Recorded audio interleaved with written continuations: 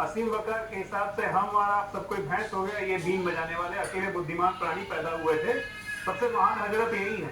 तो हजरत जरा ये भी बताइए कि कैसे कैसे मानसिक विचार आए थे जब कहा था कि 20 करोड़ मुसलमान और 80 करोड़ हिंदू एक तरफ कर दो, 15 मिनट के लिए पुलिस हटा दो, बताते हैं कौन जीतता है।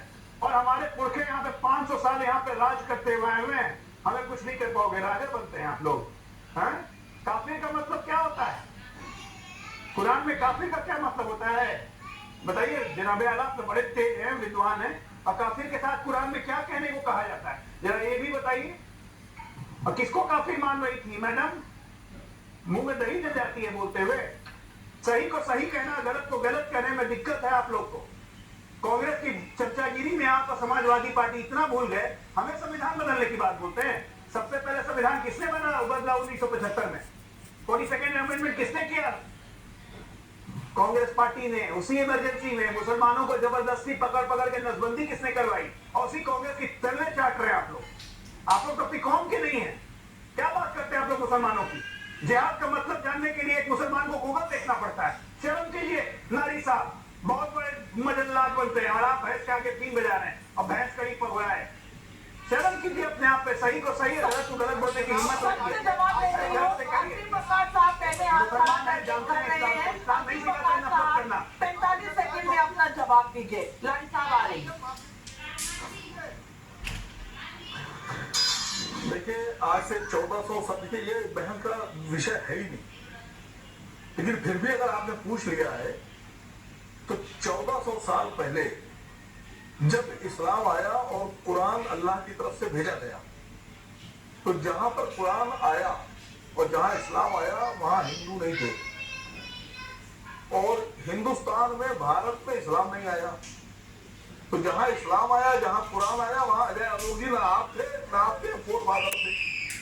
तो कन्फर्म हो गया है कि जो काफिर का जिक्र है वो हिंदुओं के लिए तो नहीं है,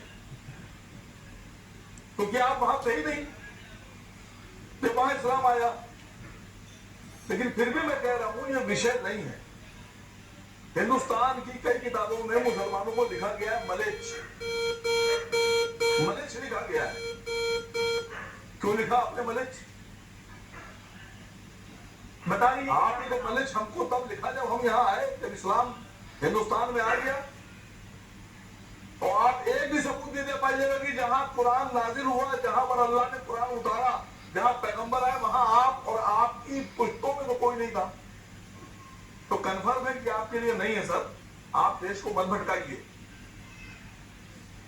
काफिर का मतलब होता है कुफ्र करने वाला जो ईश्वर को ना माने। ईश्वर समझते हैं ना, गॉड, गॉड समझते हैं ना। जिहाद का मतलब समझा दीजिए। आप मुझे इतनी सारी जो एक्सप्लेनेशन दे रहे हैं उसमें मुझे समझा दीजिए वोट जिहाद कहाँ फिट होता है?